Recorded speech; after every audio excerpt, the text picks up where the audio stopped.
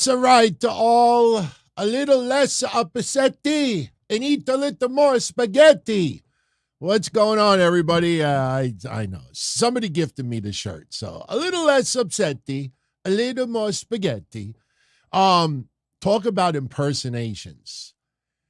Corey Graves stole the show for me tonight. If you missed Raw, a very good show. I mean, it had a couple of moments. You know, I think about it, a 3-hour show.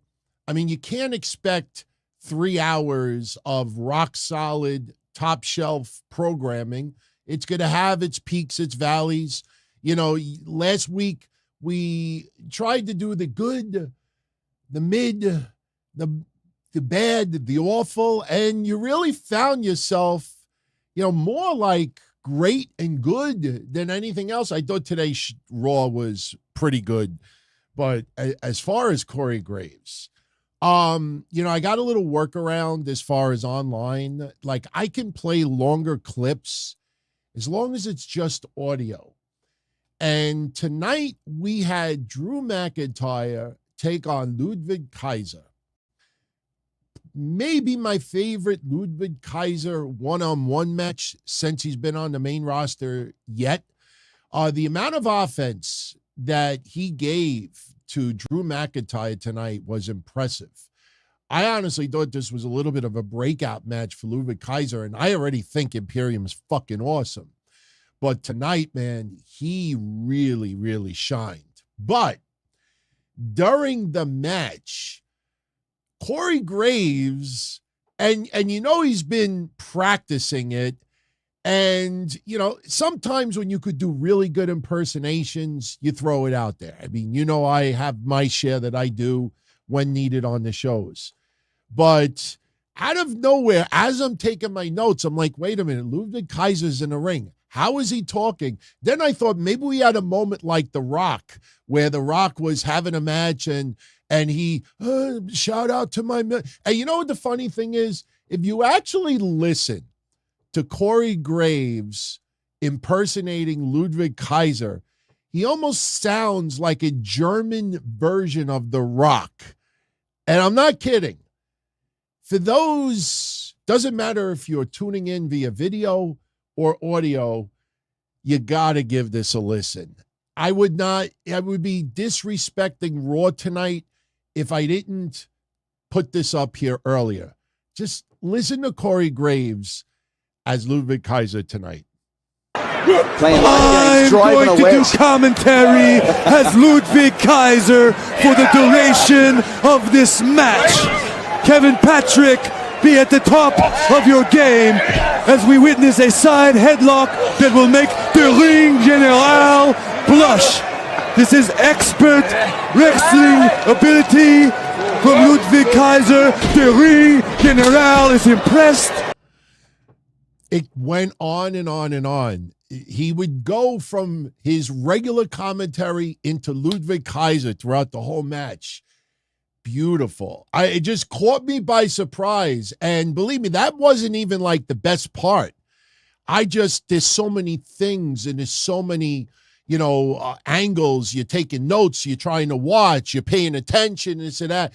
And then you're trying to download, you're trying to edit, you're trying to upload. And, you know, it's not easy to put a show live. I mean, there's a lot of people that do recaps on Raw and they put no pictures, no videos, no sound clips, no nothing. They just talk. I try to give a little bit extra. Man, that was fun. He made that fucking fun. And if you didn't check out Drew versus Keiser tonight, forget the Corey Graves commentary, but the match itself, excellent. Really, really enjoyed that match. Obviously, we are only one Raw away from SummerSlam. Next Monday is the go-home show for SummerSlam. And a little bit of a quick plug for those that are interested. Next Tuesday, I can't believe it's already August 1st, next Tuesday. Next Tuesday, Kev Castle and yours truly will be doing a SummerSlam preview and predictions. As of right now, we have 7 matches confirmed. there will be at least one or two more. The interesting thing about it, I hope you saw the seeds tonight. No, I'm not talking about a split between Kevin Owens and Sami Zayn.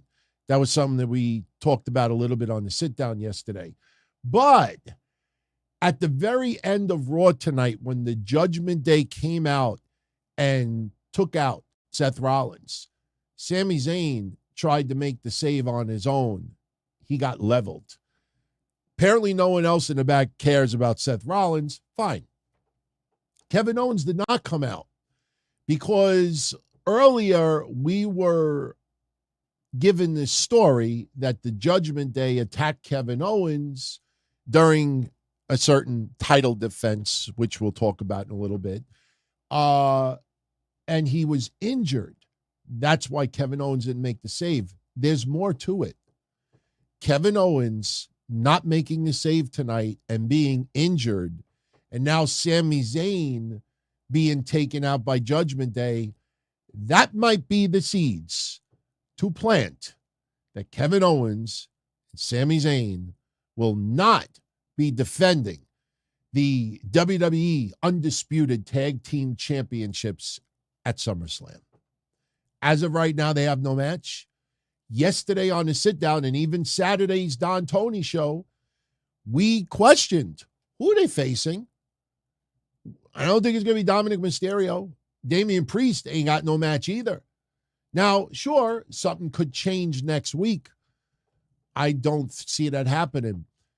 Interesting thing also is that it appears that Rhea Ripley also may not have a match at SummerSlam. Now, Raquel Rodriguez, the injury that we were told tonight is that she's hurting. She's hurting. No torn ligaments, no broken bones, no fractured, made-up joints that we never heard of before. So there's always that possibility that that could happen. But there's a very good chance that Finn Balor may be the only member of Judgment Day wrestling at SummerSlam. And we also could very well not have Kevin Owens and Sami Zayn defending the tag titles at SummerSlam. Things you need to think about going into SummerSlam. As you heard earlier, we talked about it on Saturday. I don't know why other people did not pick up on it. Dominik Mysterio actually did make history last week. The first person ever to main event Monday Night Raw. Title matches, too. Monday Night Raw, NXT, and SmackDown. 3 main events, all title matches. Made history. You could see WWE is starting to put the Jets behind Dominik Mysterio. And as long as that crowd keeps reacting the way they are, and you got to see the house shows. The house shows, they don't let up either. And they just had some house shows in Mexico. And he was extremely over. I mean, you know, I know some of you out there still haven't bought in with Dominik Mysterio. I bought in a long time ago. I'm enjoying it, man. As weird as this sounds, Dominik is quickly becoming one of my top favorites to watch on WWE television. He's putting it together right before our eyes. Will he ever be on superstar level, main eventing on a consistent basis as far as pay-per-views, premium live events? I don't know about that.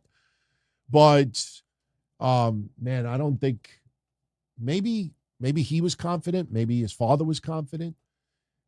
I don't think any of us, let's be honest, I don't think any of us 2 years ago ever thought that that guy would be in the position that he's in right now. You got to give him credit, you know, a little bit of credit. By the way, this has nothing to do with wrestling, but somebody sent me this picture tonight, and I just want to know, just out of curiosity, would any of you eat these Mountain Dew hot dogs brewed in Mountain Dew soda? Would you eat these? I'm curious if you would eat those. I know probably only 5 of you will post a comment later, but let me know if you would eat those hot dogs. By the way, next Monday on Peacock, they are airing The American Nightmare Becoming Cody Rhodes. And this is a big deal. It's good, and I've talked about this already before. It's good to put together a lot of little seeds a little connect the dots that younger fans out there would not pick up on a regular basis. And that's not criticism. I'm not one of those that's going to turn around and say to you, oh, because you didn't know CM Punk's Ring of Honor theme from 18 years ago, oh, you're supposed to know that. You're supposed to know that this happened. No, you're not required to learn everything about wrestling history. You'll see things happen as they go along. And this documentary is going to show you why Cody is in the position that he's in. You'll see some dots connected, and then you will be left with the realization of a phrase that I've been saying for a while now. Cody's finishing the story. Don't try to change it. It ain't happening with Drew McIntyre last year. It ain't happening with Sami Zayn at Elimination Chamber. It ain't happening with Jey Uso at SummerSlam. It ain't happening with Solo Sikoa at Payback. It ain't happening with Jimmy Uso. It ain't happening with fucking Santa Claus. As long as Roman Reigns or Cody Rhodes do not get injured, that screws up their opportunity at WrestleMania, this is the path that they're going in. It would come back as one of the biggest disasters. Put it this way, it makes Lex Express look like, like nothing, like a Matchbox car. Yes, I'm the first to say it. I didn't want to wait a year. Why do we need to wait a year? But it's happening. It's happening. Something else that is happening. We talked about it yesterday. It's kind of funny, man. Is it kind of like bizarre?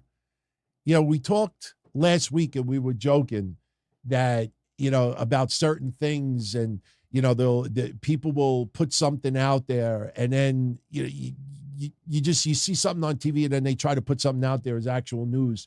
Yesterday, we were talking about LA Knight. And yes, I am frustrated just like everybody else that LA Knight is not facing Austin Theory at SummerSlam for the United States Championship. But yesterday, we got on an idea that something big is happening with LA Knight still at SummerSlam. And the Austin Theory scenario is not 100% out of the question. Because Austin Theory getting a little bit too cocky. Whether he takes on Santos or whether he takes on Rey Mysterio, he might beat them in no time. We might even have a bullshit injury angle. And Austin Theory at SummerSlam, he's just warming up. And LA Knight could still confront him and beat him for that championship. Because if you've read between the lines, Austin Theory has been baited into matches recently simply by insulting him. So that is something that we just talked about yesterday in passing. Did you see all the fucking news sites today that LA Knight still has a big plans for SummerSlam and he may have a match and he may still take on Austin Theory after all? Yeah, okay. It's like the Cody Rhodes, Bray Wyatt stuff. Yes, I talked about it yesterday. Yesterday's show, really, really a lot of fun. But I have to mention it here. Something that we're all asking ourselves. Who is Cody Rhodes facing after SummerSlam? What's the feud? And you look at the roster up and down, especially on Raw. There ain't too many options that somebody out of nowhere, unless Randy Orton makes a return, and by process of elimination, the Bray Wyatt bullshit. And, we joked on last week's show that every couple of weeks or every month, you get these no boozer DQ bullshit jabronis out there. Oh, Bray Wyatt's nearing a return. A month later, Bray Wyatt's nearing a return. 2 months later, Bray Wyatt's nearing a return. 4 months later, Bray Wyatt is on the verge of a return. And they're doing it again. And people are like, who's he going to face? Who's he going to face? So now the kick that everybody's on is this. A little rehashing of the pro versus the rookie. I don't see WWE bringing up this history. Do you honestly, in your right mind, think that WWE wants regular casual wrestling fans to think that the Fiend, Bray Wyatt, was Husky Harris? I don't think so. So let me make this clear. Bray Wyatt could very well feud with Cody Rhodes. Absolutely. Absolutely. But the people that are putting it out there, that's not news. That's a guess. That's a hunch. It's a big difference between guessing and reporting. There ain't no one out there that is close with Bray Wyatt or Cody Rhodes or WWE Creative that they have some inside scoop that Bray Wyatt's returning to feud with Cody Rhodes. If it happens, good guess, good hunch. But it is not news. I want to make that clear. It is not news. No, Sonya Deville will not be turning on Chelsea Green anytime soon. WWE is extremely happy with Sonya Deville and Chelsea Green. You know, Sonya Deville, she did the GM role for a while because of, you know, she wasn't really ready to return to the ring inside. Remember that traumatic experience she had with that freak that's in jail right now? But remember, it was supposed to be Chelsea Green and Carmella. Carmella got pregnant. Congrats to her. And we got some news I want to share with you in a moment.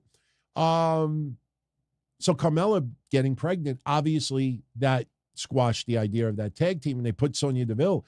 I can't believe how great Sonya Deville and Chelsea Green click right now. They're great. And WWE is very, very happy with it. By the way, I wasn't even going to mention it, and I didn't mention it yesterday. It wasn't news.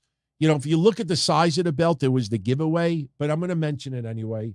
Did you see all the nonsense over the weekend? People reporting that Matt Cardona took Chelsea Green's WWE Women's Tag Team Championship and brought it all the way, I think, to Japan or for an indie wrestling event. Not true. It's a replica title that he bought at a store, and he did it to show support for his wife, and it was cleared by WWE. And people thinking that, you know, that Matt Cardona on his own to, you know, Chelsea Green just gave him a title so he could go travel around the world. It was a lie. It was a lie. It was a lie. But I had to mention it because it was a lie. All right. I know it's not a big deal for a lot of you out there, but I think this is pretty cool. And the funny thing about it is, if, you know, I brought it up last week and last Tuesday. And if you heard last Tuesday's show with Kevin and I, when we dissected the AEW roster and I answered some questions afterwards, I said, you know, let's keep it on the low and I'll mention it more on Monday. The funny thing is, and I have to share this, so you'll get a kick out of it, even though it's, you know, it's a nice story, but just to show you how a lot of these news sites operate. I have some official news to break on this show. I know there's rumors floating around, but no one seems to have gotten the answer. And there's a reason behind it. Just to give a little bit of a congratulatory, you remember this story way back earlier in the year? Misha Montana, you know, having a relationship with Matt Riddle. And I brought Misha Montana on Forbidden Door. And we talked about a lot of things. And there was a few personal things about Matt Riddle that we did not bring on the show out of respect to Matt Riddle. Some really deep, somewhat dark parts of our lives. If the person themselves want to make it public, they're the ones that do it. Not me, not you, not someone that's just looking for gossip. That's why I didn't bring up some of the things. And I said it right at the beginning of the show, disclaimer, we're not bringing it up. And, you know, I did it out of respect. And, you know, just a little news to share with everyone. Congratulations to Matt Riddle and Misha Montana. They are expecting a little one later on in the year. Congrats to both of them. Best wishes, all the best. And so little baby bro is on the way. Now, let me tell you something that's cute about this. A lot of people out there, if you go Google it, they have question marks next to all their articles. Is Misha Montana denying that it's Matt Riddle's kid? Is Misha Montana pregnant with his kid or someone else's kid? And if you read every single article, they don't give you the answer. They just post quotes of what Misha was tweeting. The funny thing is I talked to Misha last week a couple of times. And I asked her point blank. And she told me, she's like, yeah, it's true. Put it on your show. Tell everyone. I have a lot of respect for her. She's got a lot of respect for me. Matt Riddle appreciates, the conversation we had. He's the one that signed off on a lot of it. And I asked her, just out of curiosity, I said, Misha, did any other wrestling news sites DM you and ask you, is it true? You know what she said to me? No. Pretty much nobody. Not none, but almost nobody. Most 99% of the sites out there that were posting the question, why didn't you just DM her for the answer? Just telling you that this is how people operate.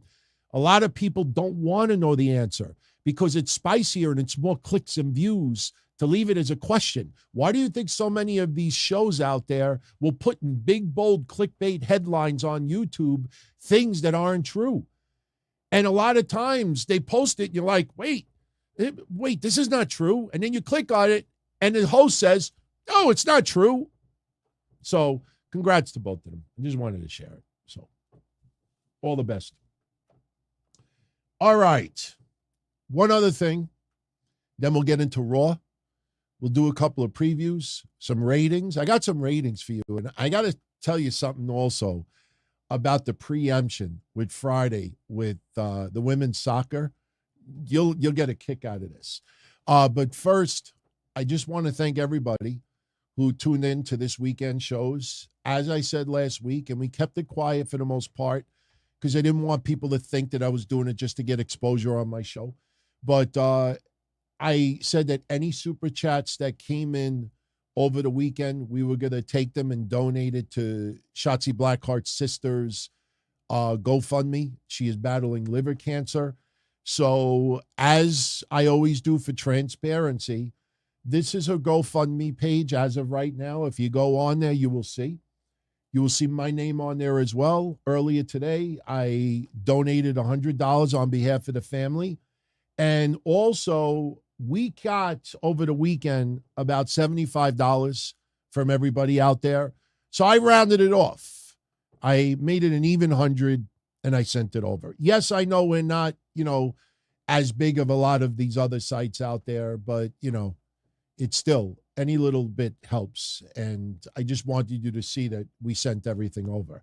And by the way, shout out to my Thai fans out there. And yes, Thai from BlueWire, but I mean Thai as in THAI. Somebody put a smile on my face earlier and said, DT, you're very, very popular in Thailand. And I'm like, why?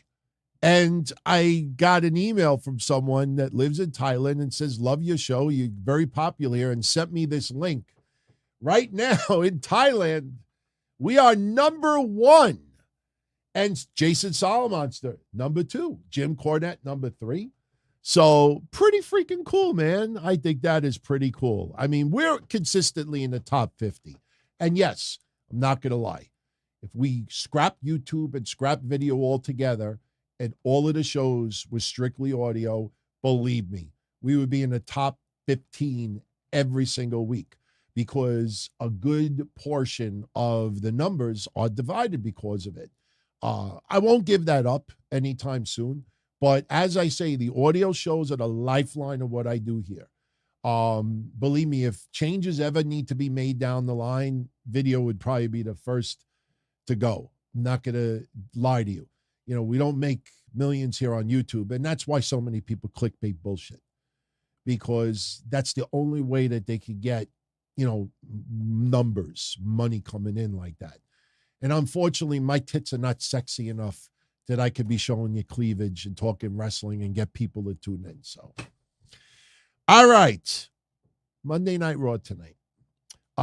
We had a couple of previews in advance. We knew that Cody Rhodes was going to be discussing Brock Lesnar. Becky Lynch was going to take on Zoey Stark, and if she beats Zoey Stark, she gets the match against Trish Stratus at SummerSlam. Actually, you know what? That makes 7 matches confirmed. That's 7 matches confirmed. So we'll go down to SummerSlam card in a little bit. Bronson Reed was going to take on Ciampa. Man, was that match good. The problem is what was lurking in the background. What we knew was going to happen, and it happened exactly like we expected it. Ciampa took on Bronson Reed. We also, early in it on, we knew that Logan Paul was going to have a confrontation with Ricochet. We had a couple of face-to-faces tonight. We had Ricochet and Logan Paul, Drew McIntyre and Gunther, a contract signing with Seth Rollins and Finn Balor. We had a lot of stuff going down tonight.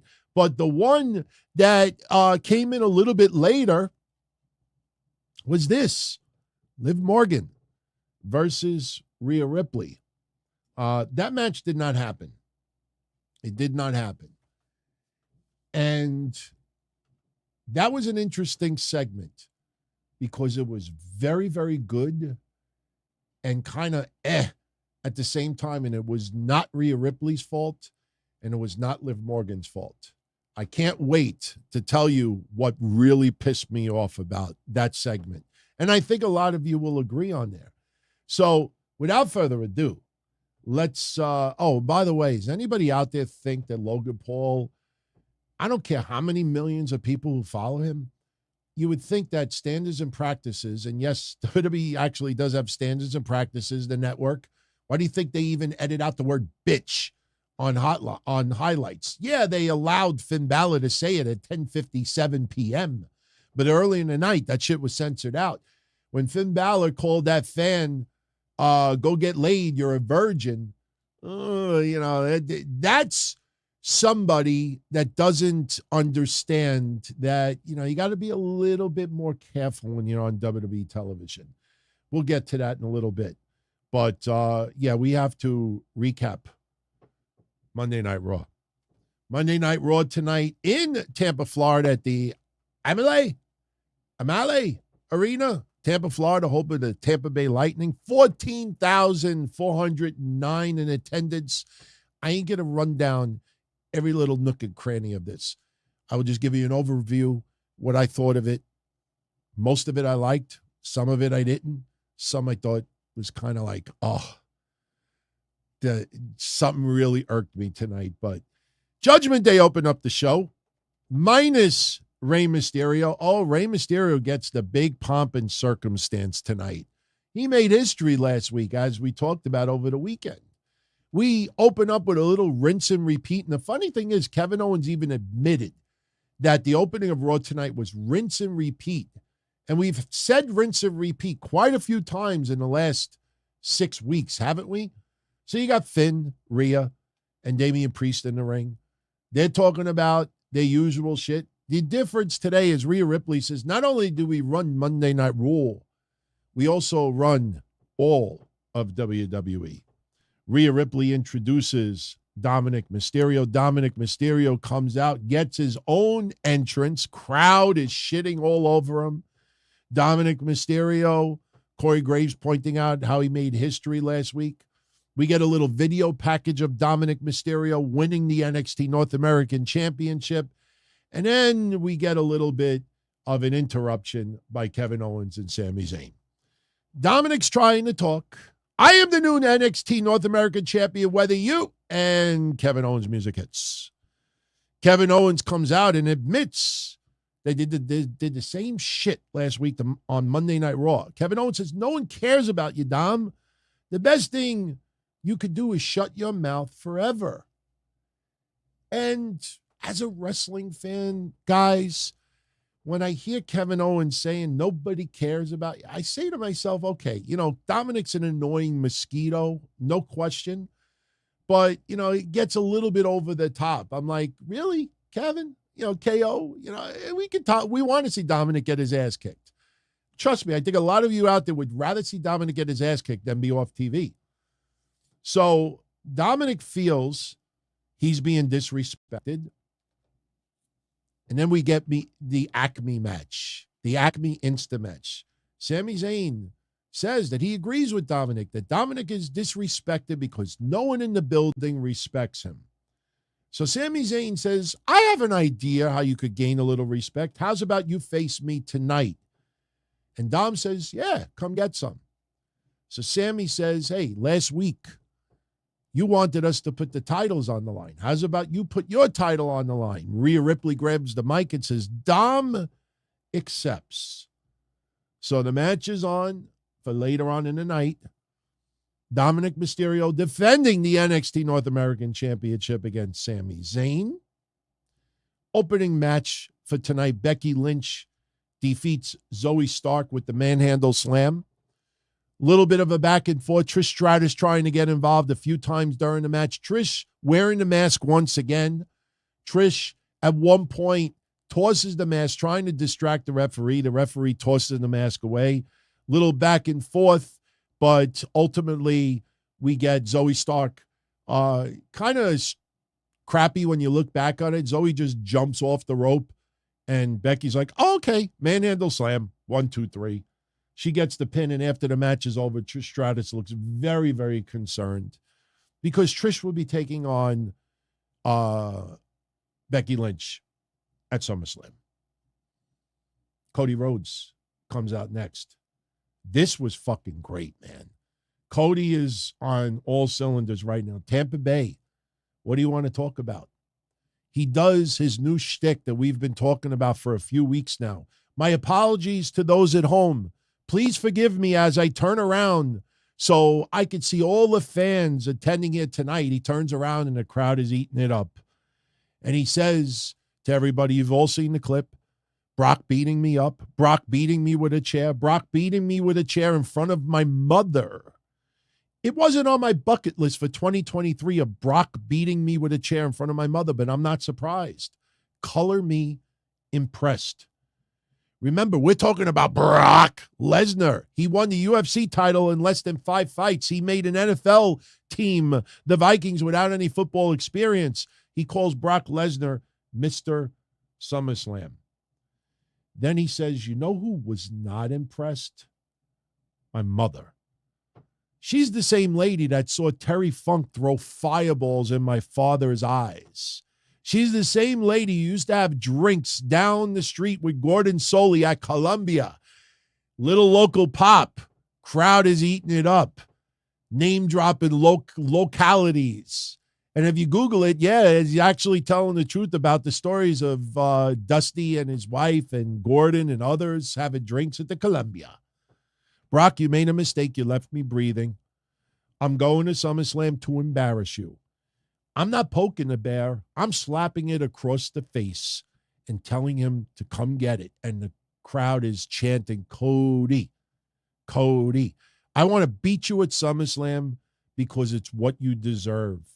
And when I'm old and gray and smoking a Fuente 858, I will look back and say, it wasn't pretty, but I closed that chapter. Yeah. You tune into the special next week, you'll see how some of this starts to fall into place. Next, and it was a little surprising that this happened so early in the night, but I'm kind of happy in reflection. I thought Dom might be main eventing a 4th WWE show in a row as far as TV goes. Dominik Mysterio coming out to the ring with Rhea Ripley and Damian Priest. No Finn Balor, because Finn Balor, I guess, needs to mentally prepare for the contract signing later on. We get Dominik Mysterio taking on Sami Zayn. A fun match. I mean, then again, you know, we've seen a lot of Sami Zayn and Kevin Owens versus the Judgment Day and Dominik Mysterio for quite some time. One fall, I've never called the Judgment Day NWO wannabes. I want to make that clear. They are a faction, and they're not, no, I never said that. Please don't put words in my mouth. During the match, Rhea Ripley with a few cheap shots. We did get a little comedy segment. At one point, Kevin Owens was standing on the apron, and for some reason, the referee gets very, very strict and ejects Kevin Owens. Damian Priest and Rhea Ripley are laughing their ass off, but Kevin Owens would ultimately get the last laugh. Well, for now, because then they got ejected. So now it's strictly Sami Zayn and Dominik Mysterio in the ring, and it was a nice back and forth match. Towards the latter part of the match, Dom attempts a frog splash, but Sami Zayn gets the knees up. He dumps Dominik in the corner and sets up for the Luva kick. And then Kakas. Here's the distraction, everybody. The go-to distraction. Damian Priest, Rhea Ripley, Kevin Owens are back on the stage. And yeah, Sami Zayn, a little bit concerned, takes his eye off the ball. Dominik Mysterio with a little bit of a fruit roll-up gets the win on Sami Zayn, and Dominik Mysterio retains the North American Championship. By the way, when we do the NXT preview, Dominik and Rhea Ripley will be on NXT tomorrow. I wonder if Rhea Ripley is going to have a match. And I wonder if she takes on Taya Valkyria. I'm not saying it's going to happen, but every member of Judgment Day has had a match on NXT recently, except for Rhea Ripley. They will be at NXT tomorrow. Hyping up the Great American Bash, by the way. We get a little recap of Friday SmackDown, Roman Reigns, Jey Uso. I do have the ratings, and very interesting when I get into the numbers. Remember, they were on FS1. Did much better than previous appearances on FS1, but I can't wait to share with you a little ratings tidbit about the women's soccer that Fox put in SmackDown's place this past Friday. All right, another audio segment coming. Ricochet is in the back, and he sees Shinsuke, and he's like, Shin, let me know if you see Logan Paul. And Shinsuke's got his look on his face like, yeah, all right, whatever. And then Ricochet leaves. He's like, I ain't fucking telling you shit. Then Shinsuke turns around the other way, and here's Tommaso Ciampa. Tommaso Ciampa tells Ricochet that he's going to let last week go because he got involved and caused Shinsuke to lose. But you only got one freebie. Do not go out there tonight for my match, because if you do, we have a problem. All right, so you know what's happening, everyone. You know Shinsuke is going to come out there. We'll get back to that in a little bit. We get a little bit of another Acme Insta-feud, as I have been calling it since the 1990s. We get Dominik and Judgment Day in the back, and they're celebrating a little bit. Dominik bumps into Apollo Crews. Do we have a problem? Damian Priest gets in his face. How's about we settle that problem in the ring later on? So Apollo Crews versus Damian Priest is set up for tonight. Bronson Reed versus Tommaso Ciampa. This match was a lot better than you think it would have been. Ciampa, it's almost like the Keiser match. Ciampa got a lot of offense in there. Ciampa countered the Oklahoma Stampede into a DDT. We had chop fests by both guys. We've had forearms to each other by both guys. Ciampa almost hulking up at one point, which was fucking great, man. Reminded me more of an AEW match. And listen, some of AEW's matches, you know, if it's not overly, you know, teased like finishes, you know, they got a style that you kind of get into. WWE has their style also that you get into, but tonight, a little bit against the normal WWE grain as far as the match. And if you watch the match with Ciampa and Reed, you know what I'm talking about. Especially that Ciampa got up fucking Bronson Reed and hit like a modified famouser. I mean, hit a rolling elbow, a clothesline, modified face. And I'm saying to myself, I'm shocked that they're letting Ciampa get this much offense in there. And it was an excellent match. Unfortunately, what we all expected to happen happened. Ciampa attempts a sunset flip. Bronson just falls right on him. Old school, heavy set wrestlers going back to the 80s. Just sit down. Honestly, if you're that heavy and somebody's trying to pull you over, just sit on their chest. Just plop down. And you squash them like a grape. So at this point, everybody is expecting Nakamura to show up. We get a nice forearm exchange from both guys. Step up knee by Ciampa. Air raid clash onto Bronson Reed for almost a 3 count. Crowd was popping big time. And then, here comes Nakamura. Nakamura comes down to ringside. I told you, don't come out here. So Ciampa takes his eye off the ball. Ciampa turns around. There's Bronson Reed with a little bit of a shoulder block, brings him back in the ring. Tsunami. 1, 2, 3. Bronson Reed gets the win. Fun match. I tell you, a little less than Keiser and Drew, but that match was I'm props to WWE for giving that match the time that it did. If they didn't have the Nakamura aspect of it, I would have enjoyed it even more. So now we get to some fun. Liv Morgan is in the back talking to Byron Saxton. She says that Raquel is hurting, but she will be back soon. And Rhea does everything she does because she thinks that nobody could stop her.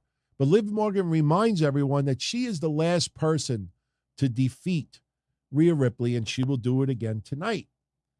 Liv Morgan leaves, and the women's tag team champions are there, and they're pissed off at Byron Saxton.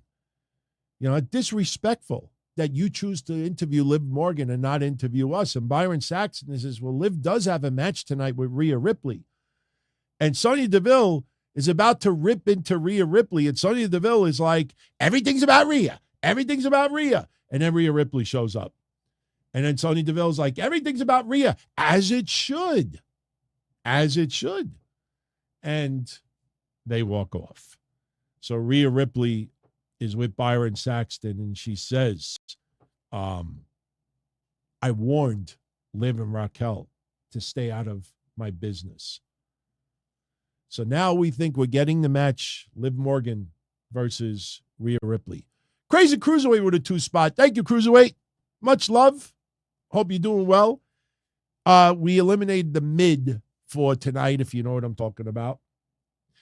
Liv Morgan comes out for a match. Unfortunately, Rhea Ripley attacks her from behind. Little brawl outside the ring. And Liv Morgan, give her an A++ for her selling tonight. She sold like $1 million. Rhea Ripley, as much as fans are loving her character, her presence, her work, you really pay close attention. Fans cheer Rhea Ripley when, you know, she's actually in the ring, but when she wants to heel it, the crowd fucking gave it to her tonight. This went from awesome to kind of goofy. Rhea Ripley brings Liv Morgan in the ring and puts a chair between Liv Morgan's arm under her armpit and then smashes the chair with her boot. And Liv Morgan is screaming, crying. And as she's crying, you hear Rhea Ripley saying to Liv Morgan, you're dead to me. I warned you, stay out of my business. You mean nothing to me. Have fun in rehab. And Liv Morgan is crying, selling this like $1 million. And right now I'm like, you know, yeah, I wanted to see a match, but this segment was tremendous until this. This fucking trainer and a referee shows up. And they're checking on Liv Morgan. And Liv Morgan, you hear her screaming, I can't move my arm. I can't move my arm. And Rhea Ripley's taunting Liv Morgan, and Liv Morgan is crying, and the fans are giving Rhea Ripley tremendous heat. And the official and the trainer are, you know, telling Rhea Ripley, stay away, stay away. And they're trying to tend Liv Morgan. And then Rhea Ripley grabs another fucking chair, and this is where it went off the rails. I gotta minimize this for a second. Rhea Ripley decides one more time. Rhea Ripley grabs the chair and puts it under Liv Morgan's armpit again. And if you watch this segment again, look at these two fucking goofs in storyline. You have that stupid trainer that I just showed you. He's on the left. He's like, no, don't do it, Rhea. No. Like, grab a fucking arm in storyline. Grab the chair. no. And the other one, he's doing his best Aubrey Edwards. And meanwhile, Rhea Ripley's putting the chair. If I'm Liv Morgan, I'm angry at the motherfucking trainer and why didn't you stop her? It fell off the rails. Liv Morgan, A++. Rhea Ripley, A++. Trainer and official, honestly, awful. It made the segment from one of the more realistic angles to off the rails. Just watching it like this, like they're doing like ballet, or they just like, I don't know. They're like doing ballet. Like, I'm a butterfly. I'm a butterfly. No, Rhea, no. Like I'm trying to fly. I hated it. Again, nothing on the girls, but the two guys, man, Rhea Ripley should have fucking beat the shit out of them. At least throw them out of the ring.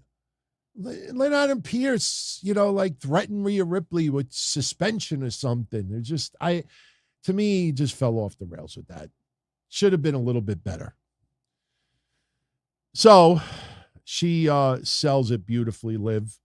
So Rhea Ripley walks off, and Rhea Ripley is very, very happy with her work. And we see a little bit later on, Liv in the back with the trainer. I can't move my arm. She looks like she will be out for a little while. Alpha Academy's in the back. Maxine Dupree issues a challenge to Valhalla for a match next week. Next week, Maxine Dupree will wrestle her first ever one-on-one match in her career. Valhalla will give her decision later. And yeah, of course, Valhalla answers it. But I want to show you a picture later. Something that I thought about tonight, I think you'll get a good laugh at. All right, we got a little audio to share with you. As I said earlier, Ricochet hits the ring. Little confusing. He calls out Logan Paul, who doesn't come out right away. And Ricochet still with the "you don't belong here" rant. Remember, Seth Rollins did that rant. Others have done that rant. That is the story that they keep using for Logan Paul. It's the easy go-to story. Then Ricochet does the opposite. He talks out of both sides of his mouth. He says, "You don't belong here." And then he, a few minutes later, says, "You know what? You're special. It's not that you don't belong here. You're an arrogant little prick." And he kind of work shoots a little bit. If you listen closely, Ricochet said that we go sometimes for weeks and months without seeing our family. And that was a little bit of a work shoot because remember, as we talked about over the weekend, Ricochet and Logan Paul will likely be the opening match at SummerSlam because Logan Paul wants to walk the aisle for Jake Paul's match, I think against Nate Diaz it might be. And that's happening the same night as SummerSlam. So Logan Paul wants to do his match and then hop on a red eye. I don't think those exist anymore, but he wants to walk his brother down the aisle. So I think that was a little, work shoot talking about not seeing families for weeks.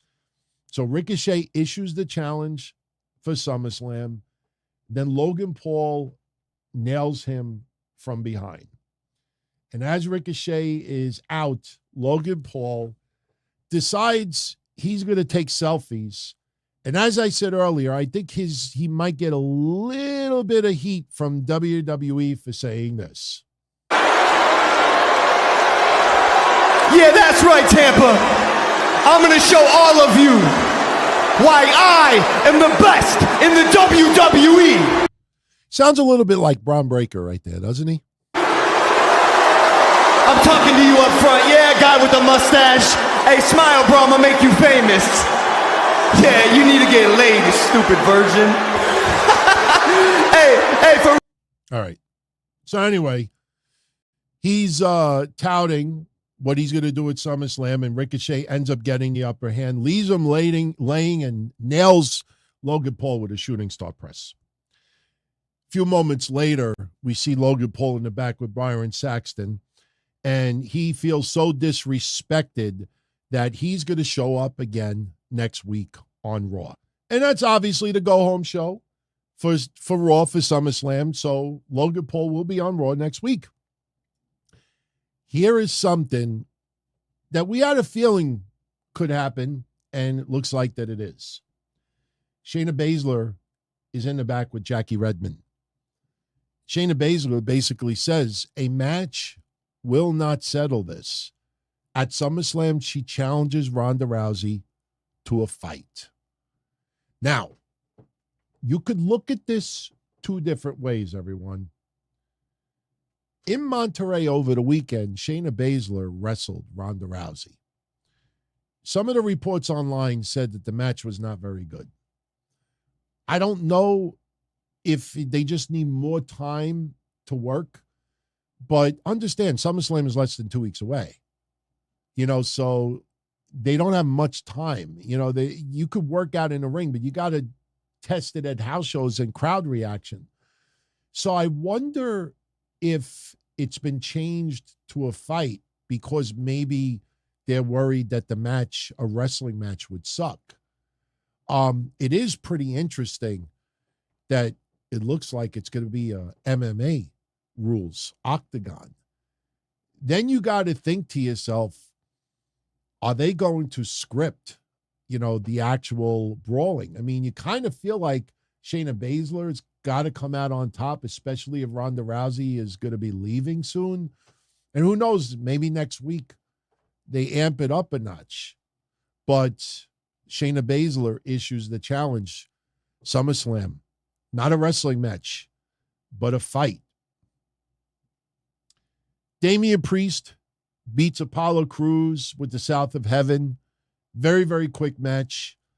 Not much there. It was okay match, but, just basically killing time. I think people will agree. Valhalla.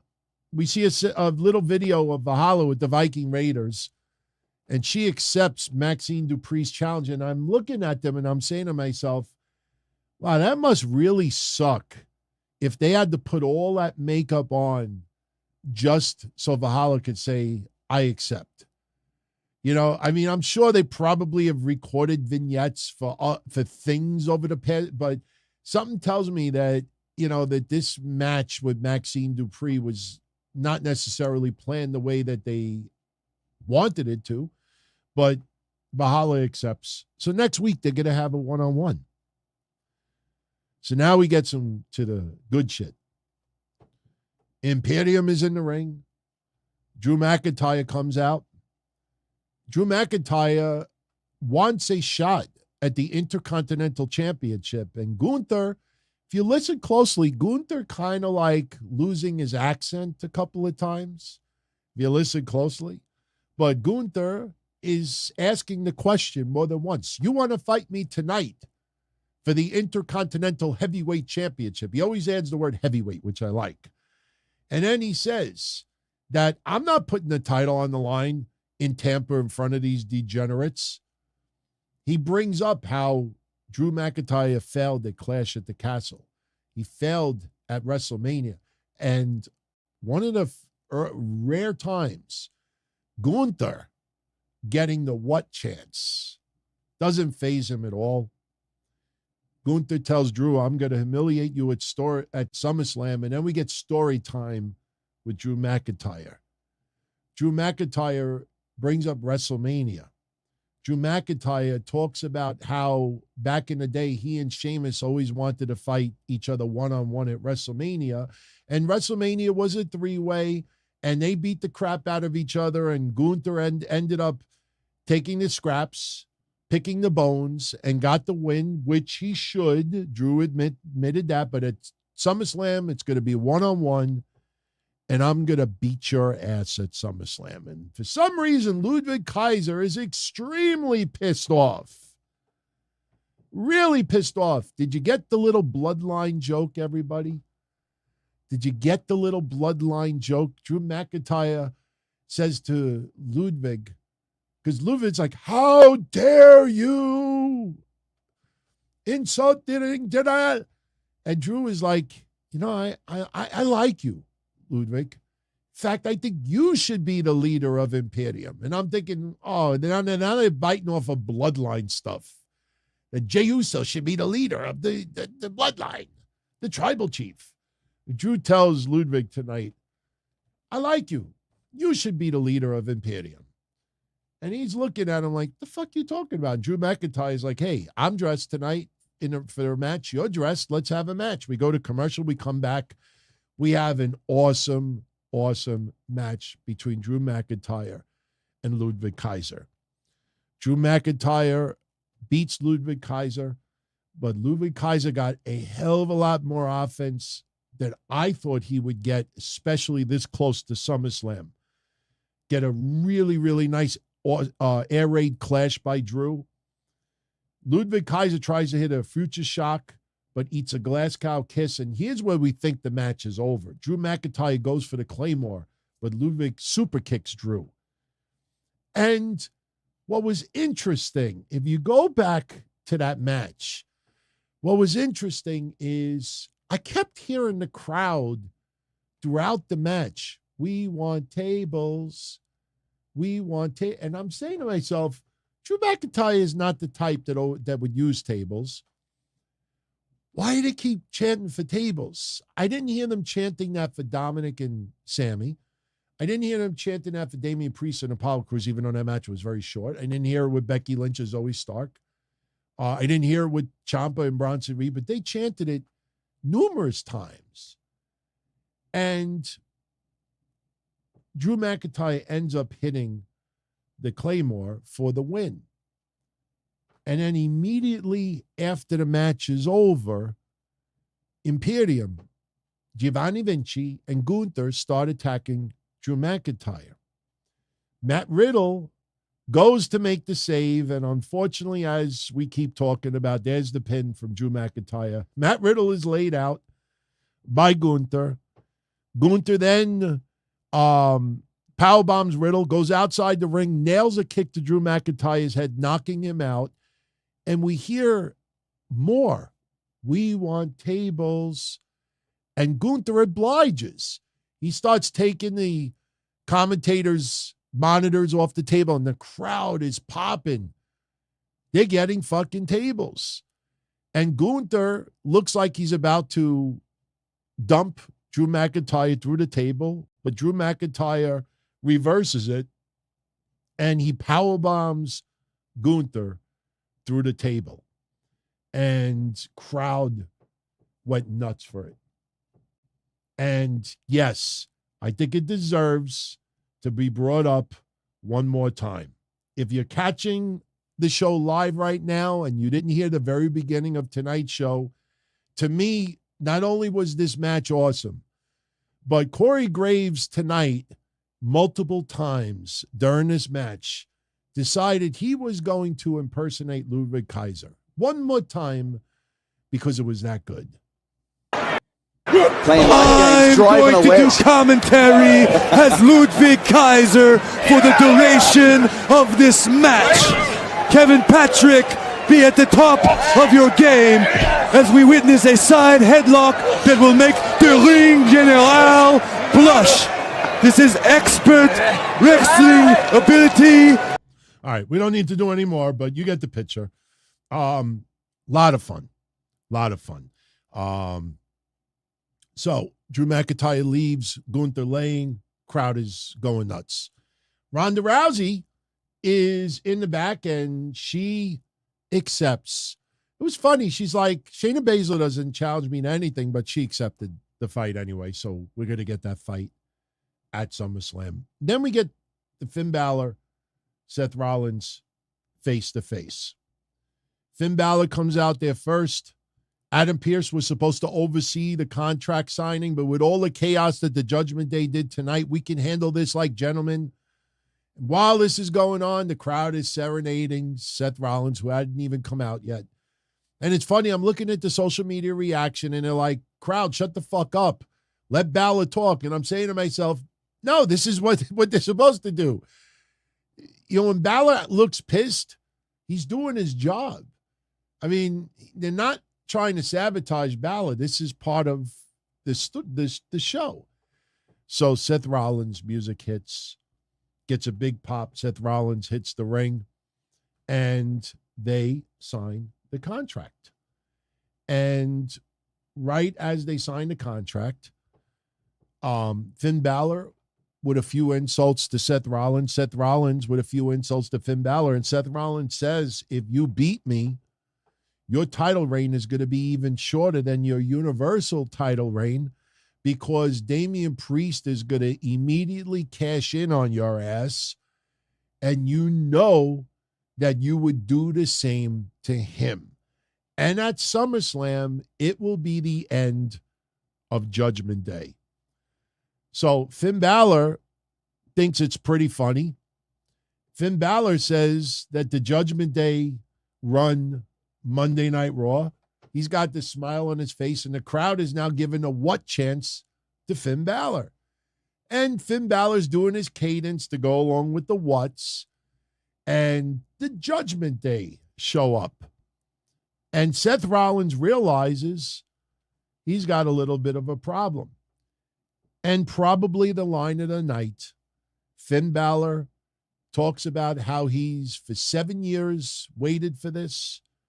He's had an itch that he can't scratch, a 7-year itch that he can't scratch. But at SummerSlam, I'm going to make you my 7-year bitch. Judgment Day hit the ring. They lay out Seth Rollins. Sami Zayn tries to make the save. He gets beat down. Damian Priest hits the ring, nails Seth Rollins, hits Seth Rollins with the razor's edge. We get a brief moment that was really interesting. Damian Priest looking at that briefcase, contemplating if he should cash it in at that very moment. Finn Balor staring the shit out of that briefcase as well. It doesn't happen. Doesn't happen. But Damian Priest hits the razor's edge. Dirty Dom hits the frog splash. Finn Balor hits the coup de grace. And the Judgment Day leave Seth Rollins laying in the middle of the ring. No cash in. Seth Rollins is left laying. And that's how they closed out Raw. Not a bad show. Had its good moments, great moments, some not so spectacular moments. Next week, Brock Lesnar makes his return. We talked about their schedules a couple of weeks ago, so we know exactly what Brock Lesnar's schedule is going to be. So he will return. And the only match that's been announced next week is Valhalla versus Maxine Dupree. So pretty good night tonight on Raw. Main event results, Kaden Carter over Nikki Cross and Sanga over Akira Tozawa. By the way, I'm really digging that they're using a little bit of old school Steppenwolf. Born to be Wild. Cactus Jack used to come out to that when he was in ECW. So when I hear that song, I still sometimes think of Mick Foley when he was Cactus Jack in ECW. But they are doing a little bit of old school rock. Listen, when you get songs this old now, you can pretty much get them on the cheap. So, using a little bit of vintage, Ozzy or any other group, yeah, why not? Even AEW, they use some old school rock music. And those songs, 50, 60 years old, a lot easier to license them now compared to like 20, 30 years ago. So, so that is the theme for SummerSlam. I'm sure there's more than one theme. By the way, as of right now, for SummerSlam, we have Roman Reigns defending the undisputed WWE Universal Championship against Jey Uso in a tribal combat. Saturday's Don Tony show, which I will put here as a cheap plug if you want to go check it out. We talked about what we think a tribal combat match will be. Will there be special ring attire? Will there be face paint? Will the elders be at ringside? I think you may have all of the above. Will we have special weapons at ringside? Are we going to have special props to make it feel like a tribal. You know, you can't just say tribal. You know, this isn't like the Viking Raiders. And it's funny that the Alpha Academy today, they were joking about what are Viking rules? Remember last week? The Viking rules. There are no rules. So we need, if it's going to be tribal combat and the elders requested it, I don't think the elders back in the 1600s, the 1800s, the 1900s, the 1400s, prehistoric eras, I don't think they just punched each other and that's it. Something tells me there's going to be a ritual. I think we're going to see some Star Trek type rituals. Amok time. Anybody love old school Star Trek? Amok time.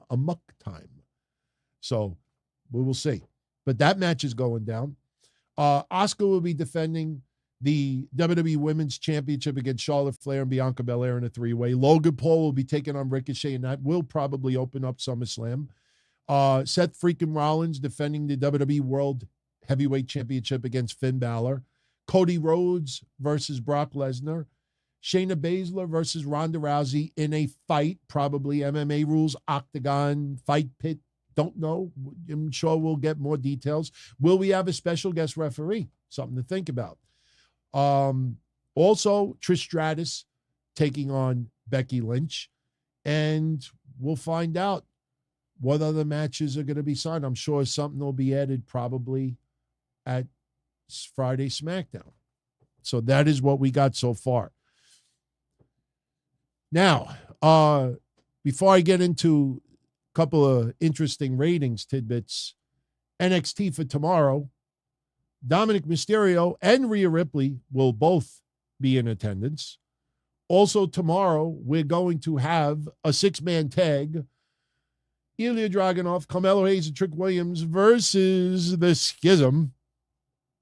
I think we know what that outcome is going to be. Wow. Boy, did they Photoshop Dana Brooke there. Nothing against Dana Brooke. Man, did they Photoshop her. Dana Brooke taking on Cora Jade. Why are they jobbing out Cora Jade for the last 6 weeks? I don't get it. Maybe it's a mental test.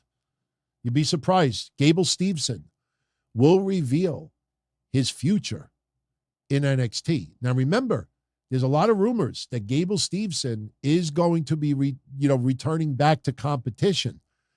So I think we may learn that Gable Steveson will reveal that he's going to be leaving for competition. Somebody will come out there, fuck with him, and he'll probably suplex someone a couple of times tomorrow, and we will see him exit for a little while. I know a lot of you are like, man, when is this guy ever going to debut, as far as be a regular? He's still got so many years ahead of him in WWE. WWE waits a year or 2 years. It's not a big deal. It's not like his egg has to hatch now. But, we will see a little bit of an announcement tomorrow. Also, tomorrow, do we have anything else to hype? No, that's it. That is your preview. I mean, I know there's a little bit more announced, but you could go check that out. Tomorrow, for Wednesday, for AEW Dynamite, we got Orange Cassidy defending the International Championship against AR Fox. And again, we all agree Orange Cassidy is probably the top champion in that company right now. He has had the biggest workload, but this is a good example. You get matches like AR Fox. To me, it's just padding numbers. He's a harder working Jade Cargill with a lot more talent. And that's only because of Jade Cargill being inexperienced. Pac taking on Gravity. Doesn't that sound like an oxymoron? Pac taking on Gravity. Maybe we'll find out tomorrow, Wednesday. I keep saying tomorrow, even though technically it is Tuesday, everyone. I can't wait. Maybe Excalibur will pronounce his name differently. Remember Konosuke Takeshita? No, it's Konosuke Takeshita. He's always got to pronounce things differently. Well, we'll probably find out it's not Gravity, it's Gravity. Pac will be taking on Gravity. Gravity. I'm looking at my shirt. I forgot what it said. Less upsetti, more spaghetti. All right. Jon Moxley and Claudio Castagnoli versus the Lucha Bros versus Best Friends. MJF and Adam Cole. This will be more comedy leading into Collision. Not criticizing it. Darby Allin versus Swerve Strickland. That might be the match of the night. And Taya Valkyrie versus Britt Baker. Wow, interesting to see Collision wrestlers on Dynamite and Dynamite wrestlers on Collision. Doesn't Collision feel like Saturday Night Dynamite? Who said that's before Collision's first ever debut? Oh, by the way, Wednesday Night Dynamite will return this Wednesday.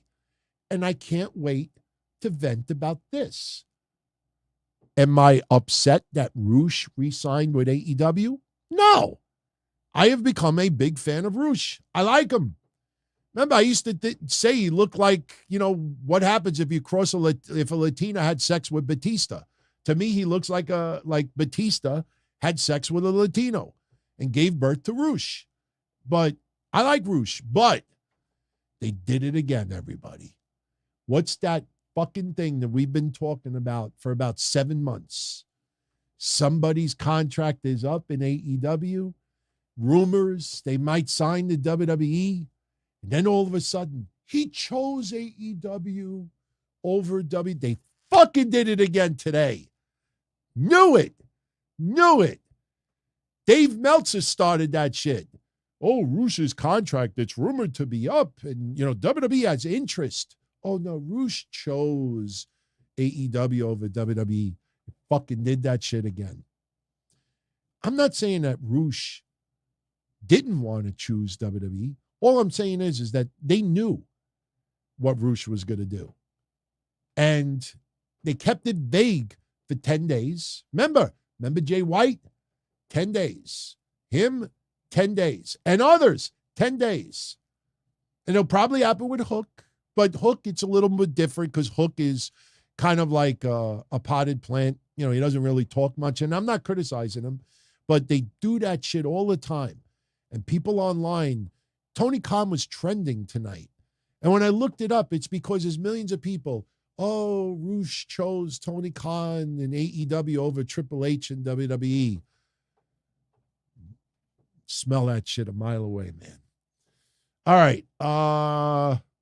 Yeah, let's mention. Oh, and when I do Wednesday Night Dynamite, we'll start talking about Great American Bash. Some ratings. Then we got a little quick history plug. This week's wrestling history is a lot of fun.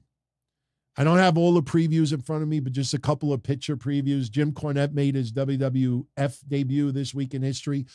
A really, really fun fucking match. Bob Backlund as a WWF champion, I think going to a 1 hour time limit draw against Antonio Inoki in Japan. That was for the WWF championship, I believe. That happened this week in history. Also this week in history, remember when John Cena's nose got all twisted and swollen and all broken and bent out of shape? What was it, Seth Rollins, right? Seth Rollins with the knee, if I remember correctly. And I don't even have a close-up. I mean, these are not high-quality photos. Look at John Cena's nose. It almost looks like, oh, no, we're not going to go there. Yeah, it was Seth Rollins back then. Remember when Seth Rollins used to get a lot of heat for being stiff in the ring? Who remembers Eddie Guerrero feuding with Kurt Angle? This was a memorable moment this week in history, him making fun of Kurt Angle. And who remembers story time with Eddie Guerrero? We revisit this. Remember Eddie's bedtime stories? Yeah, you'll hear highlights this week in history that happened.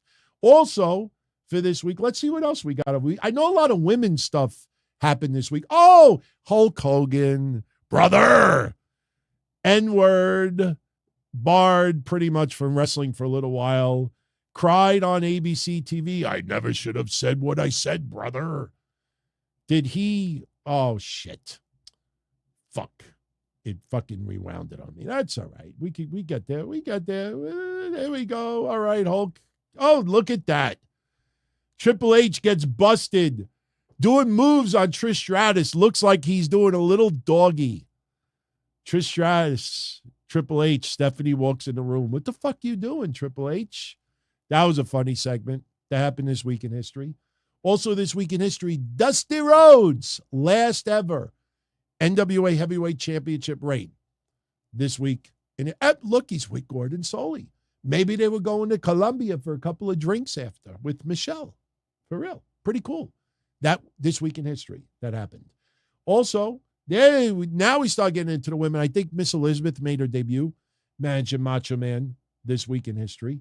Also, as far as women goes, CM Punk made his return. He challenged John Cena. They both had WWE championships. They both had spinner belts. Did they have both of them? No, is that really spinner? I don't think that is spinner. I try to block the spinner shit out of my brain. But yeah, they had that confrontation. CM Punk made his return. The NWO. And was this their first ever promo? I think this week in history was the first ever. The following announcement has been paid for by the New World Order. And we play it. A little more NWO in a moment. One of my favorite feuds of all time. Terry Funk and Ric Flair. This was 89, Great American Bash. I think that was this week in history. That went down. And wrapping up some little teasers. Oh, yeah, you're going to have to tune into the show to see what this is about. Did you ever see this photo before? That is a very young Dwayne Johnson with Nature Boy Ric Flair, when Ric Flair was still in WCW. So, little tidbit. You have to tune in to find out what that's all about. Then we got the infamous moment where Sable came out with, this week in history. I still remember Jerry Lawler. Remember Jerry Lawler that night? Honestly, if Jerry Lawler, he might have had a heart attack that night and didn't even know it. I hope he's doing well. I hope he's doing better, I should say. This week in history, sensational Sherry Martel beat the Fabulous Moolah to win the WWF Women's Championship. I think Fabulous Moolah was 63 years old. She was either 63 or 69. I think she was 63 in that photo. What else do we got over here? Because I know we're just wrapping this up. The brawl to end it all on MTV that happened this week. Mean Gene Okerlund having a cocktail with Cyndi Lauper and Wendy Richter. Wendy Richter this week also, I think she won the World Wrestling Council Women's Championship. Molly Holly winning the Women's Championship this week in history. And, Rodman Down Under. If you never saw that pay-per-view, do not look out and try to find it and watch it. It was god-awful. I think he took on Kurt Hennig in Australia. It was called Rodman Down Under. 1999, I think I remember the pay-per-view was. We watched it. And I know Kevin and I covered it that night, and it was fucking awful. Or it might have been the Blackhearts. I don't know, but we covered it, and it was awful. All right. JS says, how did I compose all of this? Takes hours of research. I've said this before. The history shows is the hardest thing that I've ever done. I've been doing this since 97.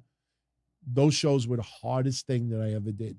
But the reason why I went down that rabbit hole was because I got to relive moments that I completely forgot about for decades. I also got to enjoy moments that I never knew existed. And that's why there's so many audio clips on these history shows, because some of the stuff is so epic. Here's a good example. This week in history, Bob Backlund, for the first time, turned heel. When he turned to Mist. And this match did not air on like Raw. This was before. They teased it a couple of weeks before.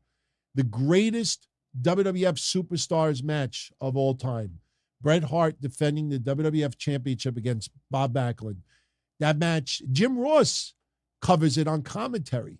JR is on commentary. That's what makes it even better. And, Bob Backlund looking in his hands like, what have I done? This was the calm before the storm. So, yeah, it's a lot of hard work, but I had fun doing it. I don't know if I could ever do that shit again. Yeah, there's Wendy winning the World Wrestling Council Women's Championship. That happened this week in history, and I think that is it. Yeah, Jim Cornette making his WWF debut. Maybe one of you out there want to let him know, hey, happy anniversary, Jim Cornette. This week in history made his WWF debut. What year did he debut? 93? So it might be the 30-year anniversary. Anybody remember what year he debuted? I mean, I know Raw started in 93. I think, hey, happy 30-year anniversary, Jim Cornette, WWF debut.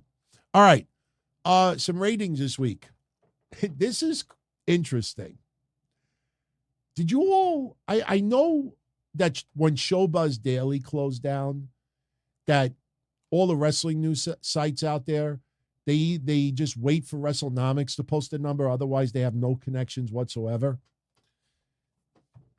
A lot of these non-wrestling sites out there do not post cable TV ratings. They'll post it for news networks, but that's pretty much it. That's why nobody has numbers. I have some connection still. Not the greatest, but I'll take what I can get. Over the weekend, there were reports that women's FIFA, women's soccer, that aired on Fox in place of SmackDown this week. The early report is that it did 3.5 million viewers. And I also saw another non-wrestling site report that it could have gone as high as 5.1 million, which I thought was bullshit. As much as, I know soccer could be popular, I was like, there's no way women's soccer on a Friday night on Fox is going to get 5 million viewers. 3.5 million, I was like, that's impressive, man, because SmackDown normally gets in the mid-twos. So people were like, oh, and me too. How could you put women's soccer in place of SmackDown? The bloodline, Roman Reigns, everything that's on fire. How do you replace that? So I was like, they did 3.5 million. All right. So you had, all the sites out there reporting 3.5 million. Well, the rating came in today, 1,529,000. So women's soccer, the rating came in lower than what SmackDown was. So in the end, they lost some viewers for Friday. Stone Cold, well, let's do it in order. Raw last week did 1,855,000 viewers, up from the week prior's 1,809,000. The women's tag title match last week, Liv Morgan, Raquel Rodriguez versus Sonya Deville and Chelsea Green. That was the highest segment of the night. By the way, outside of Roman Reigns on SmackDown Friday, Charlotte Flair and, no, was it Charlotte Flair? Yeah, Charlotte Flair and Io Sky, highest rating for a wrestling match on SmackDown. The women are getting great ratings on WWE. Remember, Natty versus Rhea Ripley was the highest segment a couple of weeks ago. Take note of it. No one else, not even the women's wrestling websites that are run by women, talked by women, followed by mostly women, they're not even noticing it. You heard it here. The women are popping ratings in WWE. It's almost on a consistent basis now. Just want to mention that. Unfortunately, Bronson Reed and Shinsuke was the lowest. Only did 1,600,000. So the women's tag title match did 2,024,000 last week. The Bronson Reed Shinsuke match with Ciampa's crappy interference last week did 1,652,000. NXT last week did 746,000, up from the week prior 671. The low point of the night was Axiom and Scripps, which we knew Scripps was turning on Axiom. We talked about it for weeks. Versus Bronco Nima and Lucien Price. That did, I think, did 694.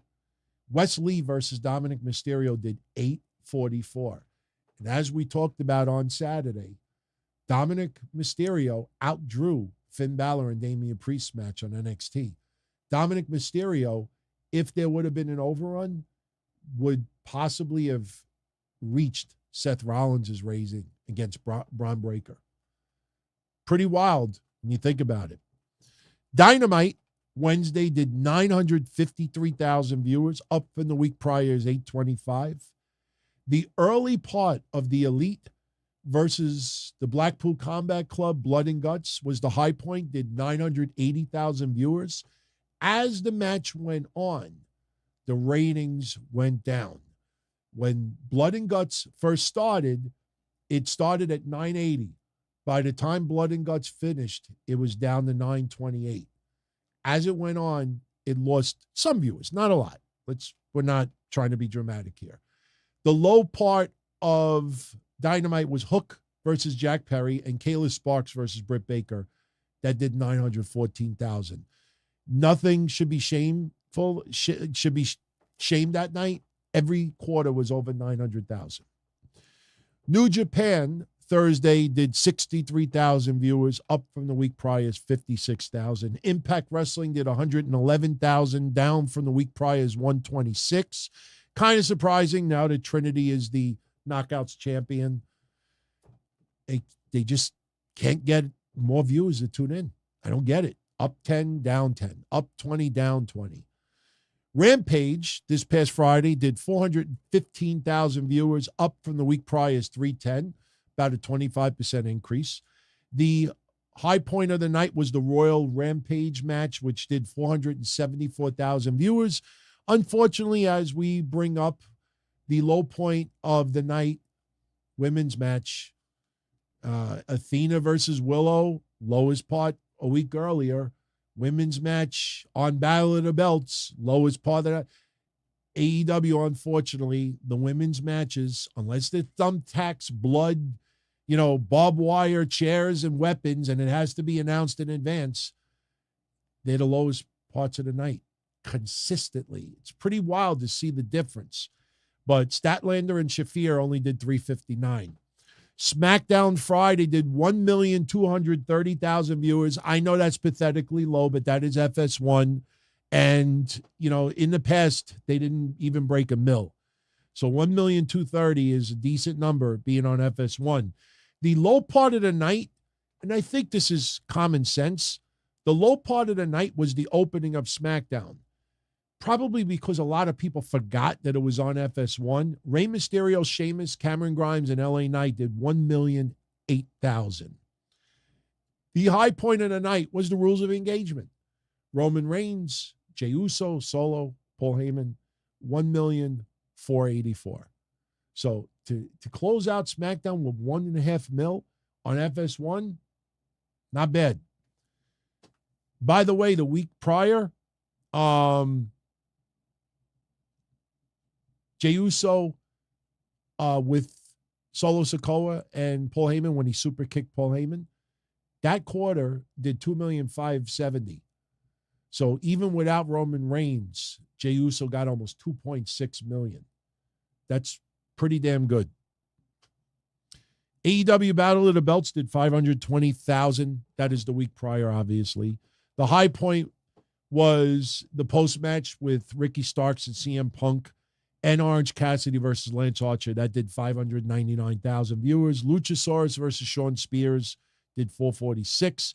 Collision for the week prior did 575. We won't have July 22nd's rating until tomorrow. So I'll talk about it on Wednesday Night Dynamite. But the high point from the week prior was CM Punk and Ricky Starks. The Owen Hart Tournament final did 634. And the low point, believe it or not, remember Bullet Club Gold versus FTR, 2 out of 3 falls that went like 4 quarters? The beginning and the end were the lowest of the night. It started at 544, went up to 546, went up a little bit more to 582, went back down to 544. So the match started and ended with the same exact number of viewers. And Stone Cold Takes on America did 212,000, a little up from the week prior's 201. That is it. That is it for tonight. So, I'm out of here. We're at the 90-minute mark. I gave my super shout-outs for the night already. So, let me know what you thought of tonight's Raw. Overall, I thought it was a solid show. I mean, put it this way. If an official and a referee doing what we were showing earlier, if that's the worst part of Raw, I think they did pretty good tonight. Because even that segment was only about 90 seconds long. The Apollo Crews Damian Priest match to me was a throwaway. I don't know when they're going to start elevating some of these guys. When does Gargano come out there for Ciampa? It feels like they're going with a singles feud with Ciampa and Nakamura. I mean, Gargano's sitting on the sidelines waiting, and they're not doing anything. So, all right. So I'm going to jet out of here. If you are part of our Patreon family, patreon.com/Don Tony, I will be live tomorrow at 10:05. It'll be a straight up regular Patreon show like we always do. If you're a channel member on YouTube, you will get the episode after the live stream is done. And I'll be recording Wednesday Night Dynamite late Wednesday night. It'll be online probably around midnight. I'll probably do the NXT stuff earlier in the day, and I'll wrap up the AEW stuff late in the day, and that'll be online. And then we got the weekend shows coming up. So it's going to be a little bit of a busy week, but, you know, next weekend is SummerSlam, and it's on a Saturday. So we get to, you know, rest up a little bit for that Sunday. We get to, you know, get that extra day. I don't understand, and I will talk Wednesday about Chris Van Vliet. I always say Vliet. Chris Van Vliet. I always say Vliet. I just force a habit, but Chris Van Vliet's interview with Dave Meltzer. Yes, I finally heard it. People have been asking me. I will comment about the rating stuff. I have some interesting things to say. Not all of it is in support of Dave Meltzer. I will criticize it, but I definitely have a few things to say about that. But you know, we'll definitely get into that. But you know, Wednesday should be a pretty interesting episode. I definitely have some rants to go on, and we'll see what else we got to get into this week. But you know, I remember recently he and a lot of others were almost like, I don't want to say criticizing WWE for changing their pay-per-views to Saturdays as if it was an AEW thing. I think if it was up to me, I'd rather stay up late Saturday watching a wrestling pay-per-view than staying up late Sunday. I got to work the next day. A lot of you have to work the next day. A lot of you have school, you know, so it's a big difference, you know, going to sleep late on a Sunday compared to a Saturday. I wish WWE would have done Saturday pay-per-views years ago. I freaking love the idea that they do pay-per-views on a Saturday night. And as far as I understand with the Peacock numbers, they have not hurt the numbers, even though it's a Saturday compared to a Sunday. So we're going to talk about that a little bit as well. So I have a few topics to get into. But, yeah, so I'll either catch you all on Patreon tomorrow or Wednesday Night Dynamite on Wednesday. So much love, everyone. Hope you enjoy the rest of your week if I don't talk to you. And, yeah. As far back as I can remember. It's like my computer's like, all right, everybody, just say goodnight and get off the air. Cuts me off sometimes. It pisses me off. So everyone, have a good night. All the best, and I'll catch you all again soon. As far back as I can remember, I always wanted to be a podcaster. For me to live any other way was nuts. To me, those goody-good people who worked shitty jobs for bum paychecks and took the subway to work every day and worried about their bills were dead. I mean, they were suckers. They had no balls. If I wanted something, I just took it. I ran everything. I paid the bills. I paid the host. I even paid the masked maniac. Everybody had their hands out. Everything was for the taking. We always called each other good fellas. You would always hear from somebody. You're gonna like Don Tony. He's all right. He's a good fella. He's one of us. But if you're part of my crew, nobody ever tells you they're gonna get rid of you. It doesn't happen that way. There weren't any arguments or curses like in the movies. See, your haters come with smiles. They come as your friends, the people who've claimed they care the most for your life. And now that's all over. And that's the best part. Today everything is different. There's lots of action. I don't have to wait around for everything like everyone else. Oh, I didn't get the vaccine? Fuck you, vaccine me. Oh, your delivery guy has COVID? Fuck you, feed me. Right after I moved here, I ordered egg noodles and ketchup, and I got spaghetti with meat sauce. I'm no longer an average nobody, while they get to live the rest of their lives like a bunch of schnooks. Hey, little bonus. Hang on, if you could hear me. Little bonus. As I was going off the air, let me see if I could put this up. It's not a big deal, but I think you'll all get a kick out of it, just to show you how smart we can all be sometimes. Tonight at 11:51 p.m. Eastern, while we were live, this was announced. Rhea Ripley versus Tara Valkyria. So, yeah. Had a feeling it was going to go down. It's going down. Much love, everybody. Be well. Catch you all again soon. As far back as I can remember, I always wanted to be a podcaster. For me to live any other way was nuts. To me, those goody-good people who work